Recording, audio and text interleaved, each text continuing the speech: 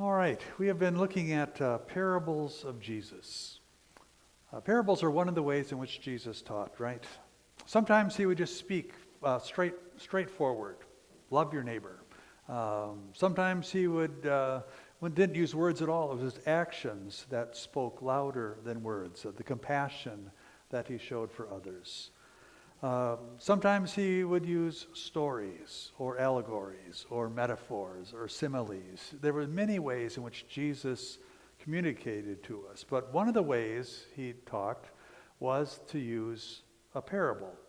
Remember, a parable is a story that has a twist, something that challenges us, makes us think in a different way. So we've been looking at a number of the parables. Carol started out with the parable of the wedding banquet. We had the parable of the generous landlord. Last week we looked at the story of the unforgiving servant. Today we're going to look at a parable, sometimes they call the 10 bridesmaids. We look at this, not one parable, no one single parable tells the whole story. That's why Jesus used a lot of different ones. And so the important question when I take a look at a passage of Scripture is, who was Jesus talking to? What was going on? What was the context? Because to me that makes a big difference on how we hear the words. So what's the context for our reading today? We're late in Jesus' ministry. This is the last week of Jesus' life. He's visiting with his closest disciples. This is the last chance he really has to talk with them. And he made a comment about the end of Jerusalem being destroyed. And the disciples are puzzled. They say, well, when is this going to happen? This is the end of the world. When will this happen? We should know. And so Jesus tells them 3 parables to answer their question about what does the end look like and when is it going to come? All right? So one of them is what we call the parable of the bridesmaids. Now, this is not what he's talking about, all right? Not your friends all in matching dresses. That's sort of a more recent development in the area of marriage. For Jewish weddings, there was a procession that was made. They had a canopy they would carry over you, and you would walk, going to the bride's parents, picking up the bride, and then they would take the bride to his home for the wedding. So as part of this process, waiting for the bridegroom to come to pick up the bride and do this would be the people who would join in the procession. Now, there's no biblical word for bridesmaids, all right? We just make that up. The word is simply for young women not old enough to be married, is the word that they would use. So these young women who were not married themselves were the ones who were waiting for the bridegroom to come so they could join in the procession, go from the bride's house over to the groom's house. So the parable goes like this. The kingdom of heaven will be like this. 10 bridesmaids took their lamps and went out to meet the bridegroom. 5 of them were foolish, 5 of them were wise. When the foolish took their lamps, they took no oil with them. But the wise took flasks of oil with their lamps. As the bridegroom was delayed, all of them became drowsy and slept. But at midnight there came a shout, "Look, here is the bridegroom, come out and meet him." Then all those bridesmaids got up and trimmed their lamps. The foolish said to the wise, "Give us some of your oil, for our lamps are going out." But the wise replied, "No, there will not be enough for you and for us. You better go to the dealers and buy some for yourselves." And while they went to buy it, the bridegroom came, and those who were ready went with him into the wedding banquet, and the door was shut. Later the other bridesmaids also came, saying, "Lord, Lord, open to us." But he replied, "Truly I tell you, I do not know you. Keep awake, therefore, for you know neither the day nor the hour." All right, so that's the parable. When we look at, as I mentioned, when we look at a story like this, a parable like this, we say, well, why did Jesus tell this particular story? Matthew's the only one of the Gospels to include this story. So I want to think a little bit about maybe what it has meant historically, as people through the centuries have looked at the story, maybe what it means for us today.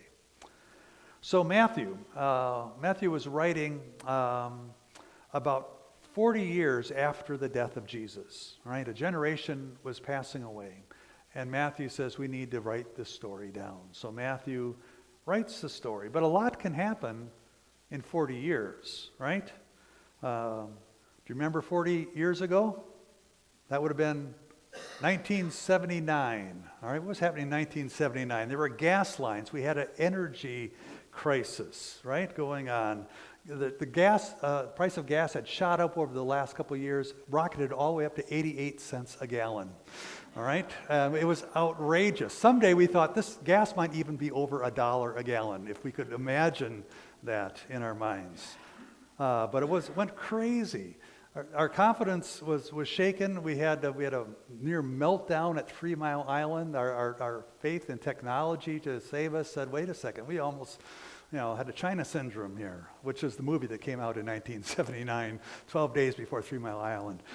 We had the Iranian hostage crisis going on for over a year. Over 50 Americans held hostage in Iran. These were different days in our country.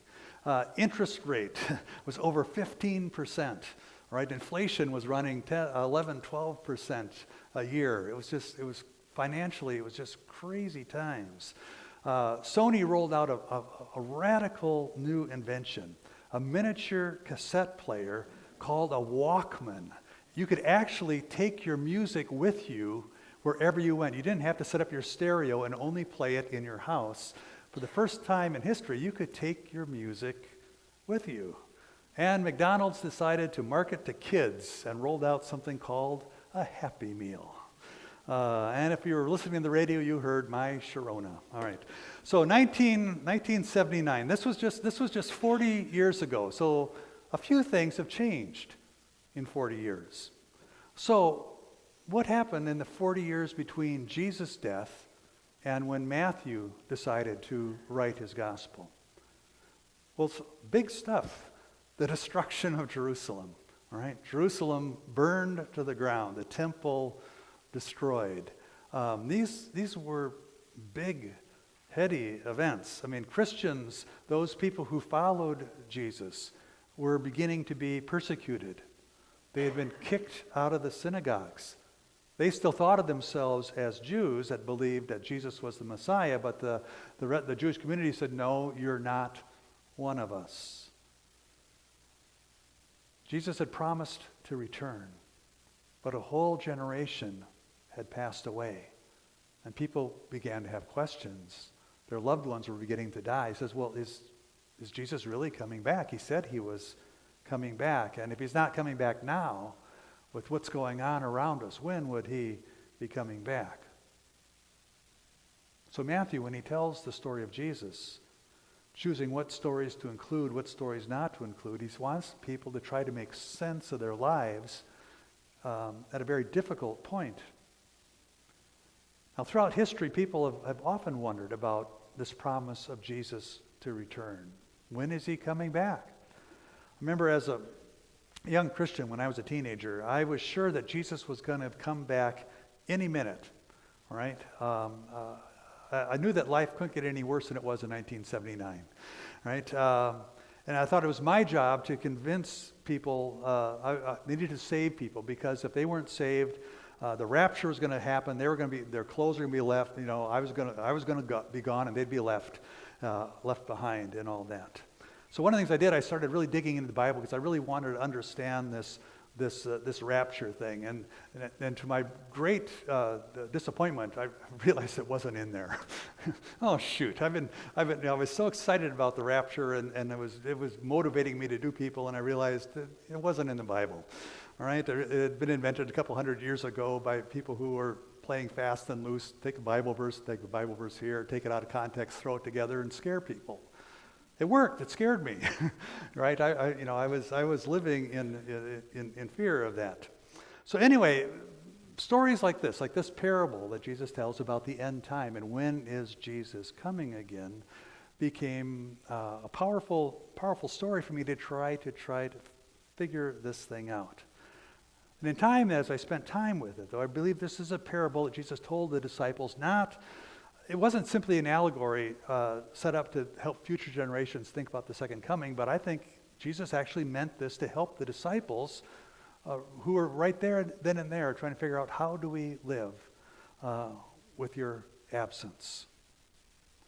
Now again, an allegory, you guys know what allegory is. An allegory is a story where everything has a correlating meaning. And sometimes Jesus would tell an allegory where the seed and the sower, this represents this, and tells us what everything corresponding thing is. And some people treat this parable of the bridesmaids as an allegory. They say, oh, the bridegroom is Jesus. We are the bridesmaids. The wedding is heaven. The oil represents faith or good behavior or something, whatever, and you better get your act together or you might not get in, right? That's what we do if we take a parable and turn it into an allegory. It's one way to read the story. But what if it's a parable and not an allegory? Remember, parables are stories that have a twist. They have something that's just is off a little bit that makes us say, what? Makes us think or challenges us what conventional wisdom would be, right? Now, conventional thinking says we should be like a wise bridesmaid, not a foolish bridesmaid. So be prepared, and then you get your reward. That's a great message, right? Be prepared, get your reward. Except, as I look at the story, I find the behavior of the wise bridesmaids appalling, right? Totally inconsistent with everything that Jesus said and did, right? They're the opposite of Jesus, all right? When Jesus saw hungry people, he didn't say, oh, too bad you didn't get prepared. You should have packed a lunch if you're coming out here because you know there's no place to buy food out here. No, he says, they're hungry. Let's use the resources we have. Let's feed them. He had compassion. When he sends out the disciples to do their ministry, he doesn't say, now be prepared, folks. Take at least 3 suitcases. Anything you can imagine that you might need, I want you to carry with you. He says, no, go. Don't prepare anything. God will prepare. God will take care of you as you go out. Don't store up treasures for yourself. You don't need to carry it all with you. And Jesus doesn't say, you better be on time or you're not going to get in. He says, knock.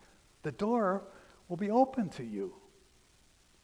These oil-toting bridesmaids are the opposite of what Jesus calls us to do, right? Instead of helping those who are in need, they say, we need to keep the extra oil for ourselves just in case we might need it. And Jesus is not a bridegroom who's going to slam the door because you're late. So what's the point? Trouble with parables are they're designed to get you thinking, not just to spit out answers for you. But here's my take on it. I think what Jesus was wanting us to think about is how we wait. Waiting is unavoidable, right? It was 3,000 years ago it's unavoidable today. But waiting is more than simply sitting and doing nothing, right? At the end, Jesus says, keep awake, live. For me, that means sort of live ready all the time. Doesn't mean never close your eyes, but he says be, in one sense, you live your lives at any point ready. The trouble with the foolish bridesmaids was that they weren't ready. They waited until it was time to go and then tried to get ready, and they missed out, right? We can't live our lives saying, someday I'm going to get serious about my faith. Someday I'm going to work less and spend more time with my family. Someday I'm going to repair that broken relationship and ask for forgiveness. Someday I'm going to get my priorities straightened out. Someday I'm going to make a difference in the world. Someday. The bridesmaids had good intentions, but their good intentions don't cut it. They forgot why they were there. The whole reason that they were there was to accompany the bridegroom, to be part of the party. But instead of being there, they got distracted. They were off looking for oil instead of going to the wedding party, oil or no oil, right? Jesus said, the kingdom of heaven is here, right? It is at hand. God is doing something incredible. Don't miss out on it because you were distracted by something less important. Waiting is not doing nothing. Waiting is practicing faith, living it out every day, cultivating this relationship we have with God. If we live ready, there's no regrets. The unexpected isn't going to throw us because we've been living it all along. Someone else can't do it for you, right? You can't count on there being a wise bridesmaid with oil willing to share at the last minute. They might be wise, but they might not be compassionate, right? It's hard to borrow faith. Either you have it or you don't. Now, at times, we're all like the foolish bridesmaids, right? We get our priorities mixed up, and so we need a nudge. We need encouragement. We have to come and refill before we run out. So when the call comes, we're ready. Well, we have one more parable in this series, and it's going to be one that's going to help us make sense out of this, and we're going to hit that one next week. Matthew 25, if you want to read ahead. Joan, let's sing a song about going to a wedding feast. Rejoice, rejoice, believers. It's an Advent hymn, but it's beautiful for this text as we think about the one who is coming. Let's rise if you are able.